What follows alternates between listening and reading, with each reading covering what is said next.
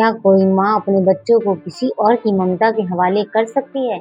क्या रिश्ते सिर्फ खून से बनते हैं या अपनापन जरूरी है? जब स्वार्थ ने प्यार की दीवार गहराई, क्या एक खत फिर से दिलों को जोड़ सका? जानिए एक दिल को छू लेने वाली कहानी। लखनऊ छोड़े मुझे 20 साल हो गए। छोड़ना तो नहीं चाहती थी, पर जब परायेपन की बू आने लगी तो रहना संभव नहीं होता। जब तक मेरी जेठानी का रवैया हमारे प्रति आत्मिक था, सब ठीक चलता रहा, पर जैसे ही उनकी सोच में दुराग्रह आया, मैंने ही अलग रहना मुनासिब समझा। आज वर्षों बाद जेठानी का खत आया। खत बेहद मार्मिक था। वे मेरे बेटे प्रखर को देखना चाहती थी। 60 साल की जेठानी के प्रति अब मेरे मन में कोई मनमुटाव नहीं रहा। मनमुटाव पहले भी नहीं था, पर जब स्वार्थ बीच में आ जाए तो मनमुटाव आना स्वाभाविक था। शादी के बाद जब ससुराल में मेरा पहला कदम पड़ा, तब मेरी जेठानी खुश होकर बोली, चलो एक से भले दो, वरना अकेला घर काटने को दौड़ता था।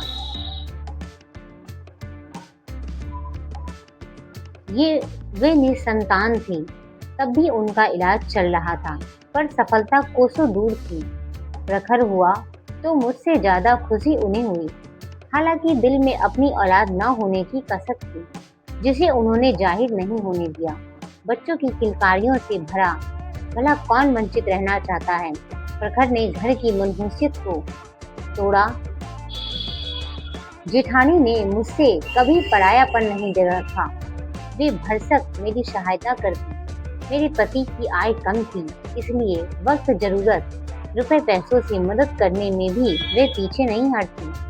प्रखर के दूर का खर्च वही देती थी, कपड़े आदि भी वही खरीदती। मैंने भी उन्हें कभी शिकायत का मौका नहीं दिया। प्रखर को वे संभालती तो घर का सारा काम मैं देखती। इस तरह हम लोग मिलजुल कर हंसी खुशी रह रहे थे। हमारी खुशियों को ग्रहण तब लगा जब मुझे दूसरा बच्चा होने वाला था। नई तकनीक से गर्भ धारण करने की जेठानी की कोशिश असफल हुई और डॉक्टरों ने कह दिया कि इनकी मां बनने की संभावना हमेशा के लिए खत्म हो गई। तो वे बुझबुझ सी उदास सी रहने लगी। न उनमें पहले जैसी खुशी रही, न उत्साह। उनके मां में न बन पाने की मर्मांतक पीड़ा का मुझे एहसास था। क्योंकि मैं भी एक माँ थी, इसीलिए प्रखर को ज्यादातर उन्हीं के पास छोड़ देती। वह भी बड़ी मम्मी कहकर उन्हीं से चिपका रहता। रात को उन्हीं के पास सोता। उनकी भी आदत कुछ ऐसी बन गई थी कि बिना प्रखर के उन्हें नींद नहीं आती थी। मैं चाहती थी कि वे किसी तरह से अपने दुखों को भूली रहें।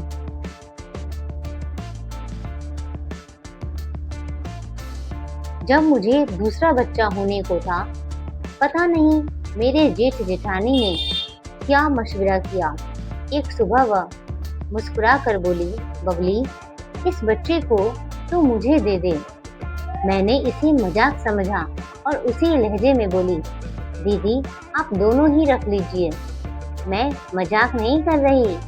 वे थोड़ा गंभीर हुई। मैं चाहती हूँ कि तुम इस बच्चे को कानूनन मुझे दे दो। मैं तुम्हें सोचने का मौका दूंगी। जेठानी के कथन पर मैं संजीदा हो गई। मेरे चेहरे की हंसी एकाएक गुम हो गई।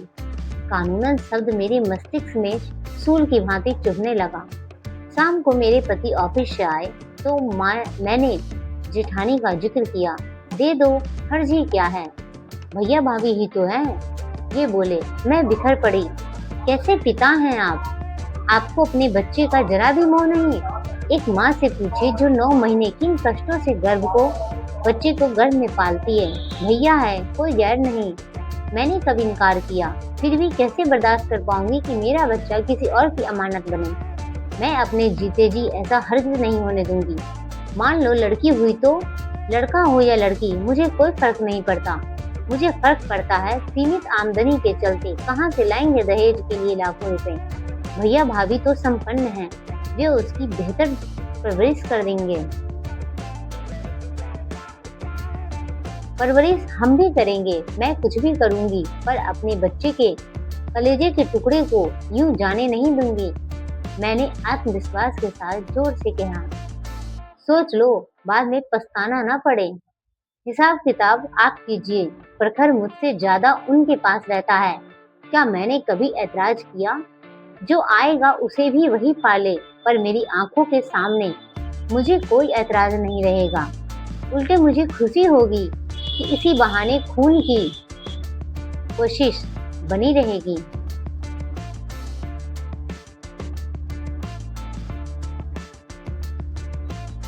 मेरे कथन से मेरे पति संतुष्ट न थे, फिर भी मैंने मन बना लिया था कि लाख दबाव डाले मैं अपने बच्चे को उन्हें गोद नहीं लेने दूंगी।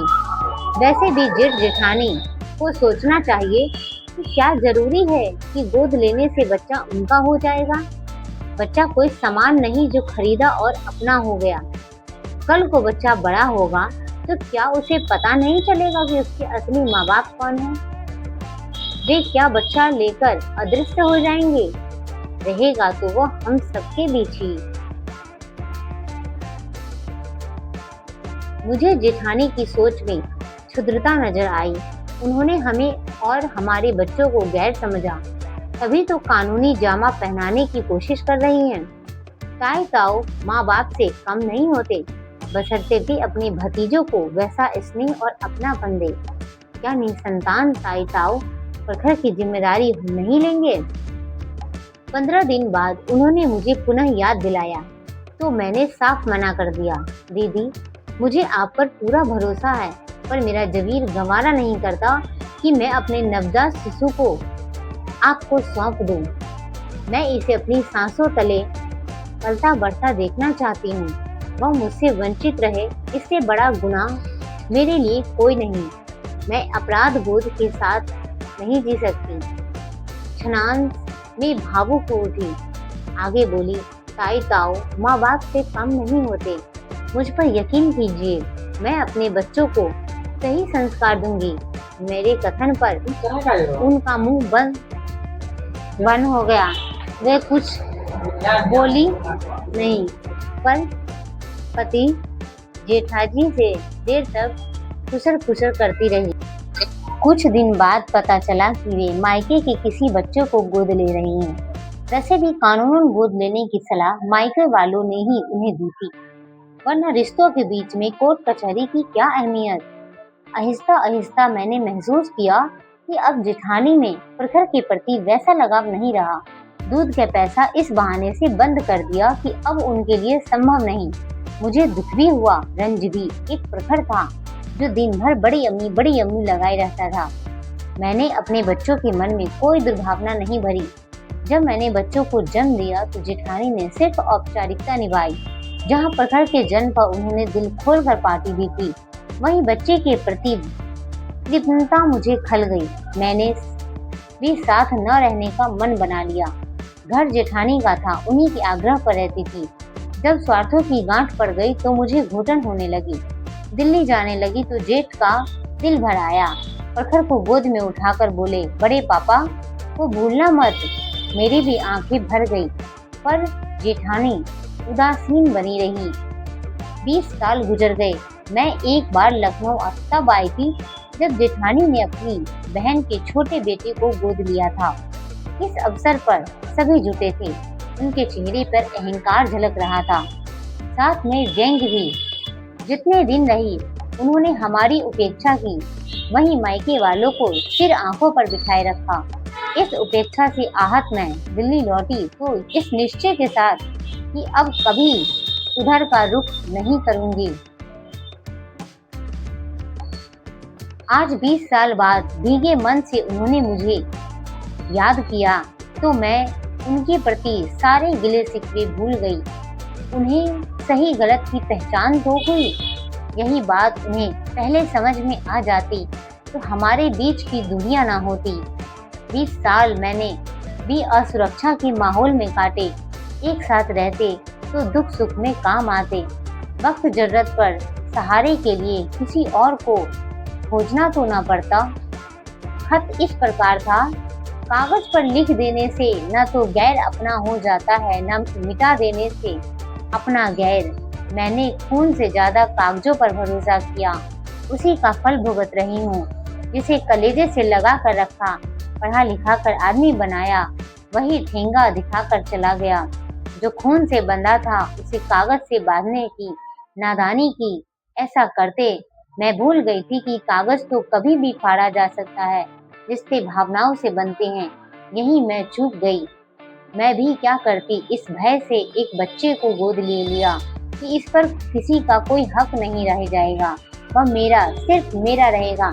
मैं यह भूल गई थी कि 10 साल जिस बच्चे ने माँ के आंचल में अपना बचपन गुजारा हो, वह मुझे माँ क्यों मानेगा।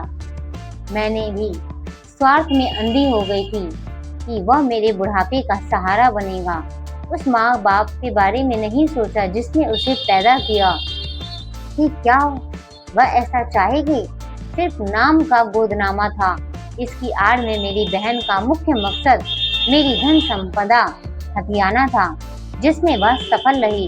मैं यह तो नहीं कहूँगी कि प्रखर को मेरे पास बुढ़ापे की सेवा के लिए भेज दो, क्योंकि यह हक मैंने खो दिया है।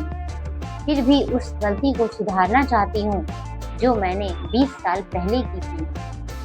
पत्र पढ़ने के बाद मैं तुरंत लखनऊ आई। मेरे जेठ को फालिज का अटैक था। हमें देखते ही उनकी आंखें भर आई। प्रखर ने पहले ताऊजी फिर ताईजी के पैर छुए तो जेठानी की आंखें डबडबा गई। सीने से लगाकर भरे गले से बोली, बित्ते भर का था जब तुझे पहली बार सीने से लगाया था। याद है, मेरे बगैर तुझे नींद नहीं आती थी। माँ की मार से बचने के लिए मेरे ही आंचल के सिर में आकर छिप जाया करता था।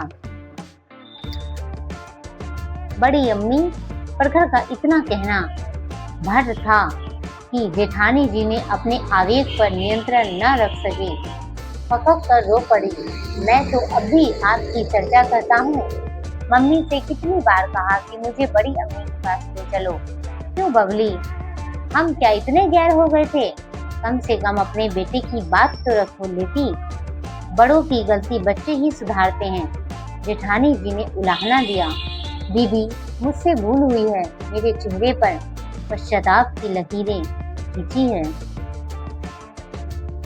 2 दिन हम वहाँ रहे। लौटने को हुई तो मैंने महसूस किया कि जेठानी जी कुछ कहना चाह रही थी।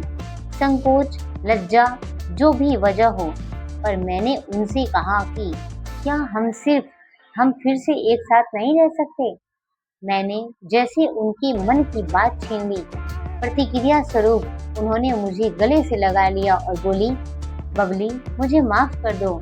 जेठानी के अपनेपन की तपिश ने हमारे मन में जमी कड़वाहट को हमेशा के लिए पिघला दिया। लखनऊ छोड़े